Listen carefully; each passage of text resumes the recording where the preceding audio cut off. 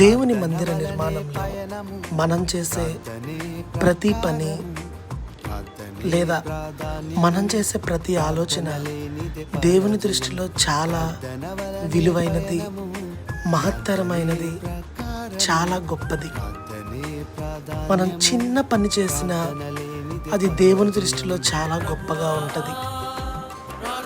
చిన్న ఆలోచన చేసినా అది దేవుని దృష్టిలో చాలా మహత్తరమైనదిగా ఉంటుంది. నేను చేసేది చిన్న పనే కదా, చిన్న ఆలోచనే కదా అని మనం అనుకోకూడదు. మన చిన్న పని కూడా దేవునికి ఉపయోగపడుతుంది. మన చిన్న ఆలోచన కూడా దేవుని పనికి ఉపయోగపడుతుంది. దేవుడు తద్వారా మనకి అధికమైన ఆశీర్వాదాలు, దీవెనలు మెండుగా కుమ్మరిస్తాడు. Thank you so much.